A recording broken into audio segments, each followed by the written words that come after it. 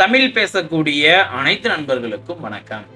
தமிழ்நாட்டில் இருக்கக்கூடிய 20க்கும் மேற்பட்ட மிகப்பெரிய பேருந்து நிலையங்களை பற்றி இந்த ஒரு வீடியோவில் நம்ம பார்க்க போறோம். 2024 முடிவதற்கு இன்னும் 4 மாசம் மட்டும் மீதம் இருக்கக்கூடிய சூழல்ல தாறுமாறா மாவட்டங்கள் இடம் மாறி இருக்கு. 3ஆம் இடம், 4ஆம் இடம், 5ஆம் இடம் சொல்லிட்டு நாம எதிர்பார்க்காத மாவட்டங்கள் கூட இடம் பிடிச்சிருக்கு. எந்தெந்த மாவட்டம் எந்தெந்த இடத்துல இடம் பிடிச்சிருக்கு என்பதை பற்றியும், மிகப்பெரிய பேருந்து நிலையம்லாம் எங்கெல்லாம் இருக்கு என்பதை பற்றியும் இந்த ஒரு வீடியோவில் நம்ம பார்க்க போறோம். இந்த லிஸ்ட்ல வரக்கூடிய மாவட்டங்களுக்கெல்லாம் நீங்க போயிருக்கீங்க அப்படின்னா உங்களுடைய அந்த பயணத்தின் அனுபவங்களை எங்களோட பகிர்ந்துக்கோங்க. குறிப்பா நீங்க எந்த மாவட்டத்தை சேர்ந்தவர்கள் என்பதை பற்றியும் எங்களோட பகிர்ந்துக்கோங்க. வாங்க வீடியோக்குள்ள போலாம். தமிழ்நாட்டை பொறுத்தளவுக்கு மிகப்பெரிய பேருந்து நிலையமா எப்படிலாம் பிரிக்கிறாங்க அப்படின்னு பார்க்கும்போது, ஒரு நாளைக்கு பேருந்தை பொறுத்தளவுக்கு மக்கள் எவ்வளவு பேர் பயன்படுத்துறாங்க, அந்த பேருந்து நிலையத்தை பொறுத்தளவுக்கு மிகப்பெரியதா காணப்படுதா, அந்த பேருந்து நிலையத்துல மக்களுக்கான அனைத்து சேவைகளும் கிடைக்குதா அப்படின்ற பல காரணங்களின் அடிப்படையில தான் மிகப்பெரிய பேருந்து நிலையம் அப்படின்றத பிரிக்கிறாங்க. அதன் அடிப்படையிலேயே இந்த ஒரு வீடியோவும் எடுக்கப்பட்டுள்ளது. இந்த பட்டியல்ல 20வது இடம் பிடிச்சிருக்கிறது விருதுநகர் பேருந்து நிலையம். விருதுநகர் பேருந்து நிலையத்தை பொறுத்தளவுக்கு 1990ஆம் ஆண்டு மக்கள் தொகை அதிகமானதன் காரணமாகவும், மக்கள் அதிகமாக இந்த பேருந்து நிலையத்தை பயன்படுத்தியதன் காரணமாகவும் பேருந்து நிலையத்தை உடனடியா பெரிதாக்கணும் அப்படின்றதுக்காக 2000ஆம் ஆண்டு தான் புதிய பேருந்து நிலையத்தை கட்ட ஆரம்பிச்சிருக்காங்க. 2000ஆம் ஆண்டு தொடங்கப்பட்ட இந்த புதிய பேருந்து நிலையம் 2002ஆம் ஆண்டு தான் முழுமையா கட்டி முடிக்கிறாங்க. அன்றைய முதலமைச்சரான ஜெயலலிதா அவர்கள் தான் இந்த பேருந்து நிலையத்தையும் திறந்து வச்சிருக்காங்க. குறிப்பாக ஆகஸ்ட் 15, 2002ஆம் ஆண்டு திறக்கப்பட்ட இந்த பேருந்து நிலையம் நாள் ஒன்றுக்கு 100க்கும் மேற்பட்ட பேருந்துகள் நிற்கும் வகையிலும், குறிப்பாக 10,000க்கும் மேற்பட்ட பயணிகள் ஒரே நாளில் தங்கும் வகையிலும் தான் இந்த ஒரு பேருந்து நிலையத்தையே உருவாக்கி இருக்காங்க. குறிப்பா இந்த விருதுநகர் பேருந்து நிலையத்தின் பெருமை அப்படின்னு பார்க்கும்போது, நாள் ஒன்றுக்கு 50,000க்கும் மேற்பட்ட பயணிகள் தற்சமயம் வரை பயன்படுத்திட்டு வரதா சொல்லப்படுது. நாள் ஒன்றுக்கே 500க்கும் மேற்பட்ட பேருந்துகள் இங்க சேவை வழங்கப்படுறதாகவும் சொல்லப்படுது. இதனாலேயே விருதுநகர் 20வது இடம் பிடிச்சிருக்கு. அடுத்ததா இந்த பட்டியல்ல 19வது இடம் பிடிக்கிறது சிவகாசி பேருந்து நிலையம். சிவகாசி பேருந்து நிலையத்தை பொறுத்தளவுக்கு 1950 தொடங்கி 1970ஆம் ஆண்டு காலகட்டத்துல மக்கள் தொகை பெருகியதன் காரணமாகவும், குறிப்பா சிவகாசியில பட்டாசு தொழிற்சாலை உற்பத்தி பன்மடங்கு பெருகியதன் காரணமாகவும் இங்க பேருந்து நிலையத்தை பொறுத்தளவுக்கு விரிவாக்கம் செய்ய ஆரம்பிச்சிருக்காங்க. குறிப்பா சிவகாசி பேருந்து நிலையத்தின் வளர்ச்சி பொறுத்தளவுக்கு அசுரத்தனமான வளர்ச்சி அப்படின்னு தான் சொல்லணும். கொடுக்கப்பட்டிருக்கக்கூடிய கால அட்டவணையை நான் உங்களுக்கு அப்படியே சொல்றேன். எந்த அளவுக்கு வளர்ந்திருக்கு அப்படின்றத நீங்களே பார்த்துக்கோங்க. 1955ஆம் ஆண்டு சிவகாசி பேருந்து நிலையத்தை அப்பதான் அமைச்சிருக்காங்க. அதற்கு பின்பாக 1 ஏக்கர் பரப்பளவுல 1965ல மீண்டும் புதிய பேருந்து நிலையத்தை தொடங்கியிருக்காங்க. அதற்கு பின்பாக நவீனமாகவும் இருக்கணும், அது போலவே மக்களுக்கு அனைத்து வசதிகளும் கிடைக்கணும், அடிப்படை வசதி கூட இல்லாம இருக்கு அப்படின்றதுக்காக 1985ல மீண்டும் பேருந்து நிலையத்தை விரிவாக்கம் செஞ்சிருக்காங்க. அதற்கு பின்பாக சிவகாசியில் பட்டாசு உற்பத்தி மேலும் மேலும் பெருகியதன் காரணமாக 2005ஆம் ஆண்டு மீண்டும் பேருந்து நிலையத்தை புதுப்பிக்க தொடங்கியிருந்தாங்க.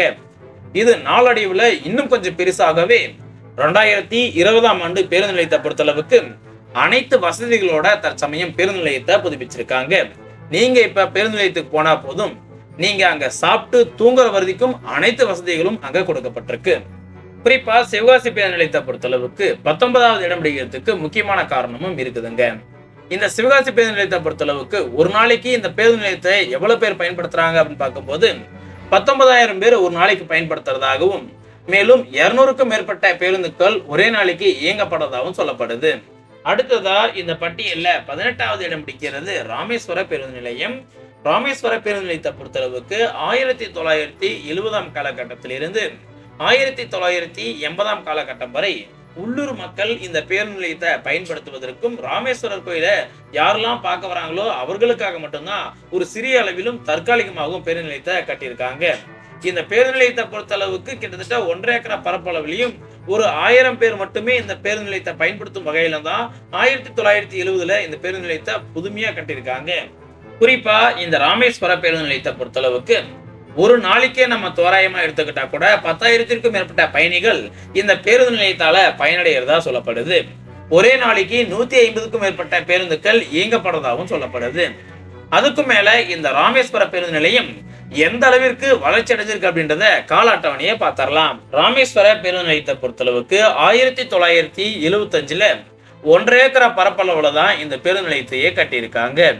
அதற்கு பின்பாக 1995ல பேருந்து நிலையம் ரொம்பவே சின்னதா இருக்கு. அது போலவே அடிப்படை வசதி கூட எல்லாமே இருக்கு அப்படின்னு பேருந்து நிலையத்தை 1995ல கொஞ்சம் விரிவாக்கம் பண்ணியிருக்காங்க.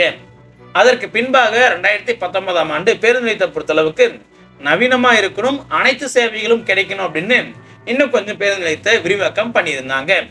அதற்கு பின்பாக மக்கள் தொகை கொஞ்சம் அதிகமாகவே 2019ஆம் ஆண்டு பேருந்து நிலையத்தை பொறுத்தளவுக்கு இன்னும் கொஞ்சம் விரிவாக்கம் பண்ணியிருந்தாங்க, புதுமையா கட்டியிருந்தாங்க. 2019ஆம் ஆண்டு புதுப்பிக்கப்பட்ட இந்த பேருந்து நிலையம் 2022ல தான் முழுமையா கட்டி முடிக்கிறாங்க. தற்சமயம் இந்த பேருந்து நிலையத்தை பொறுத்தளவுக்கு நமக்கு அங்க கிடைக்காத வசதிகளே கிடையாது அப்படின்னு தான் சொல்லப்படுது. வைஃபை தொடங்கி அங்க நம்ம தங்கும் வசதி வரை கிட்டத்தட்ட 10,000க்கும் மேற்பட்ட பயணிகள் பயனடையும் வகையில தான் இந்த பேருந்து நிலையத்தை கட்டியிருக்காங்க. அடுத்ததா இந்த பட்டியல்ல 17வது இடம் பிடிக்கிறது தூத்துக்குடி புதிய பேருந்து நிலையம். புதிய பேருந்து நிலையத்தை பொறுத்தளவுக்கு 1990ஆம் காலகட்டத்தில் இருந்து 2000 ஆண்டு காலகட்டம் வரை உள்ளூர் மக்களுக்காகவும் நெரிசலாகவும் பயன்படுத்தப்பட்டதா இந்த பேருந்து நிலையத்தை சொல்லப்படுது. அதுக்கப்புறம் இந்த பேருந்து நிலையத்தை இன்னும் கொஞ்சம் விரிவாக்கம் பண்ணணும், கிட்டத்தட்ட ஒரு 5 ஏக்கரா பரப்பளவுல இன்னும் கொஞ்சம் பெருசா கட்டணும் அப்படின்னு 2002ஆம் ஆண்டு புதிய பேருந்து நிலையம் கட்ட ஆரம்பிச்சிருக்காங்க. இந்த பேருந்து நிலையத்தை பொறுத்தளவுக்கு 2004ஆம் ஆண்டு தான் முழுமையா கட்டி முடிச்சு அன்றைய முதலமைச்சரான செல்வி ஜெயலலிதா அவர்களால திறக்கப்பட்டிருக்கு. குறிப்பா 2004 ஆகஸ்ட் 15ஆம் தேதி திறக்கப்பட்ட இந்த புதிய பேருந்து நிலையம் ஒரு நாளைக்கு 100க்கும் மேற்பட்ட பேருந்துகள் நிற்பதற்கும் 10,000க்கும் மேற்பட்ட பயணிகள் பயனடையும் வகையில தான் கட்டப்பட்டது. அதற்கு பிற்பாடாக 2010ஆம் ஆண்டு பேருந்து நிலையத்தை இன்னும் கொஞ்சம் விரிவாக்கம் பண்ணணும், அடிப்படை வசதிகள் இன்னும் கொஞ்சம் அதிகமா கிடைக்கணும் அப்படின்னு பேருந்து நிலையத்தை இன்னும் கொஞ்சம் விரிவாக்கம் பண்ண ஆரம்பிச்சாங்க. குறிப்பிட்டு சொல்லணும் அப்படின்னா டிக்கெட் கவுண்டர், ஓய்வெடுக்கும் அறைகள் சொல்லிட்டு புதிய புதிய வசதிகளை 2010ஆம் ஆண்டு கொண்டு வந்தாங்க. இந்த வசதிகள் கூட இன்னும் கொஞ்சம் அதிகமா இருக்கணும். பேருந்து நிலையத்தை பொறுத்தளவுக்கு இன்னும் கொஞ்சம் பெருசா காணப்பட்டாதான் பேருந்துகள் ஏறுவதற்கும் பயணிகள் பயனடைவதற்கும் வசதியா இருக்கும் அப்படின்னு 2015ஆம் ஆண்டு தொடங்கி 2018ஆம் ஆண்டு மீண்டும் ஒரு பேருந்து நிலையத்தை விரிவாக்கம் பண்ணியிருந்தாங்க. இந்த பேருந்து நிலையத்தை பொறுத்தளவுக்கு மக்கள் அங்கேயே உணவு உட்கொள்வதில் இருந்து அது போலவே தங்கும் வசதி, தூங்கும் வசதி சொல்லிட்டு பல வசதிகளை 2015 to 2018ஆம் ஆண்டு வரை கட்டுவதற்கு பேருந்து நிலையத்தை புதுப்பிக்க ஆரம்பிச்சிருந்தாங்க. அதற்கு பிற்பாடாக 2020ஆம் ஆண்டு மீண்டும் பேருந்து நிலையம் புதுப்பிக்கப்பட்டிருந்தது. புதிய பேருந்து நிலையத்தை பொறுத்தளவுக்கு தற்சமயம் அனைத்து வசதிகளும் அங்க இருக்கு அப்படின்னு தான் சொல்லப்படுது. நாம கார்ல போனா கூட கார் பார்க்கிங் வசதி தனியா நமக்கு கிடைக்கும் அப்படின்றதுல எந்த ஒரு மாற்றமும் கிடையாது. இன்றைய நாளை பொறுத்தளவுக்கு, அதாவது 2024 பொறுத்தளவுக்கு ஒரு நாளைக்கே 20,000க்கும் மேற்பட்ட பயணிகள் இந்த பேருந்து நிலையத்தை பயன்படுத்துறதாகவும், மேலும் ஒரே நாள்ல 200க்கும் மேற்பட்ட பேருந்துகள் இந்த பேருந்து நிலையத்துல நிற்கும் வகையில தான் வடிவமைச்சிருக்காங்க. அடுத்ததா இந்த பட்டியல்ல 16வது இடம் பிடிக்கிறது தஞ்சாவூர் புதிய பேருந்து நிலையம். தஞ்சாவூர் புதிய பேருந்து நிலையத்தை பொறுத்தளவுக்கு 1990ஆம் காலகட்டத்தில் இருந்து 2000ஆம் ஆண்டு காலகட்டம் வரை பேருந்து நிலையத்தை பொறுத்தளவுக்கு தஞ்சாவூர் மக்கள், அதாவது உள்ளூர் மக்கள் இருக்காங்க இல்லையா, அவர்கள் பயன்படுத்தும் வகையில தான் பேருந்து நிலையம் வடிவமைக்கப்பட்டதா சொல்லப்படுது. கிட்டத்தட்ட 10 ஏக்கரா பரப்பளவுல இந்த பேருந்து நிலையம் வடிவமைக்கணும் அப்படின்னு அப்பயே திட்டம் போட்டிருக்காங்க. அதற்கு பிற்பாடாக 2004ஆம் ஆண்டு தான் புதிய பேருந்து நிலையத்தை கட்டவும், அது போலவே புதிய பேருந்து நிலையத்துல அடிப்படை வசதிகள்லாம் இருக்கணும் அப்படின்னு 2004ஆம் ஆண்டு கட்ட தொடங்கி 2006ஆம் ஆண்டு அக்டோபர் 15ஆம் தேதி தான் புதிய பேருந்து நிலையத்தையே முழுமையா கட்டி முடிக்கிறாங்க. அப்பயே, அதாவது 2006ஆம் ஆண்டே பாத்தீங்கன்னா 150 பேருந்துகள் ஒரே நாள்ல இயங்கப்பட்டதாகவும் 15,000க்கும் மேற்பட்ட பயணிகள் ஒரே நாளைக்கு பயனடையும் வகையில தான் கட்டப்பட்டதா சொல்லப்படுது. 2006ஆம் ஆண்டு கட்டப்பட்ட இந்த புதிய பேருந்து நிலையத்தை இன்னும் கொஞ்சம் விரிவாக்கம் பண்ணணும், இன்னும் கொஞ்சம் நவீனமாக இருக்கணும், அது போலவே அடிப்படை வசதிகள்லாம் மக்களுக்கு கிடைக்கணும் அப்படின்னு 2010ஆம் ஆண்டு பேருந்து நிலையத்தை பொறுத்தளவுக்கு இன்னும் கொஞ்சம் விரிவாக்கம் பண்ணியிருந்தாங்க. குறிப்பிட்டு சொல்லணும் அப்படின்னா மின்னணு காட்சி பலகை, டிக்கெட் கவுண்டர், ஓய்வெடுக்கும் அறைகள் சொல்லிட்டு 2010ஆம் ஆண்டு தான் இந்த மாதிரியான அடிப்படை வசதிகள்லாம் கொண்டு வராங்க. இது போலவே மீண்டும் 2018 to 2020ஆம் ஆண்டு நவீனமா இருக்கணும், அனைத்து வசதிகளும் பேருந்து நிலையத்திலே மக்களுக்கு கிடைக்கணும், அது போலவே தீயணைப்புன்னு சொல்லிட்டு முக்கியமான அடிப்படை வசதிகள் எல்லாமே 2018 to 2020ஆம் ஆண்டு கொண்டு வராங்க. 2018ஆம் ஆண்டே பாத்தீங்கன்னா பேருந்து நிலையத்தை பொறுத்தளவுக்கு வைஃபை வசதியும் கூடுதலா கொண்டு வராங்க. அதற்கு பிற்பாடாக 2022 முதல் 2023ஆம் காலகட்டத்தில் புதுப்பித்தல் மற்றும் விரிவாக்கம் சொல்லிட்டு பேருந்து நிலையத்தை இன்னும் கொஞ்சம் விரிவாக்கம் பண்ணியிருந்தாங்க.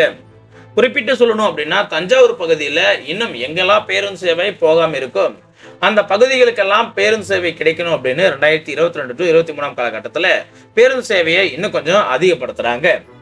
இன்றைய காலகட்டத்தை வச்சு பார்க்கும்போது தஞ்சாவூர் பேருந்து நிலையத்தை பொறுத்தளவுக்கு ஒரு நாளைக்கு நம்ம கணக்கெடுத்துக்கிட்டா கூட 25,000க்கும் மேற்பட்ட பயணிகள் ஒரே நாளில் பயனடைகிறதாகவும், அது மட்டும் இல்லாம ஒரே நாளுக்கு நம்ம கணக்கெடுத்துக்கிட்டா கூட 250க்கும் மேற்பட்ட பேருந்துகள் இங்க இயங்கப்படுறதாகவும் சொல்லப்படுது. தஞ்சாவூரின் அசுர வளர்ச்சியை பார்க்கும்போது இன்னும் 2 அல்லது 3 ஆண்டுகள்ல தஞ்சாவூர் அடுத்த 10 இடங்கள்ல இடம் பிடிக்கலாம் அப்படின்னு சொல்லப்படுது. தஞ்சாவூர் வளர்ச்சிக்கு பேருந்து நிலையம் ஒரு முக்கிய காரணமாக பார்க்கப்படுது. இதை பற்றி உங்களுடைய கருத்துக்களை எங்களோட முக்கியமா பகிர்ந்துக்கோங்க. இதுவரை 15வது இடத்துல இருந்து 20வது வரை இடம் பிடிக்கக்கூடிய முக்கியமான பேருந்து நிலையங்களை நம்ம பார்த்தோம். ஆனா இதுக்கு மேல வரக்கூடிய முதல் இடத்துல இருந்து 15வது இடம் வரை வரக்கூடிய பேருந்து நிலையங்கள்லாம் நம்ம எதிர்பார்க்காத பேருந்து நிலையங்கள்லாம் இடம் பிடிச்சிருக்கு. உதாரணத்திற்கு சென்னை, கோயம்புத்தூர், மதுரை ஆகிய பேருந்து நிலையங்களுக்கு நிகராக புதிய பேருந்து நிலையங்கள் மற்ற மாவட்டங்களிலும் கட்டப்பட்டிருக்கு. புதிய பேருந்து நிலையங்கள் பல இடங்கள்ல கட்டப்பட்டனால இதுவரை பெரிய பேருந்து நிலையமா இருந்ததெல்லாம் இப்ப தூக்கி வீசி தொலைவ போடப்பட்டிருக்கு. எந்த பேருந்து நிலையம் எந்த இடத்துல இருக்கும் அப்படின்றத கமெண்ட் பண்ணுங்க. அடுத்த வீடியோ இன்னும் ஓரிரு தினங்கள்ல வெளியாக போகுது. அதுக்கும் உங்களுடைய ஆதரவை கொடுங்க. நன்றி, வணக்கம்.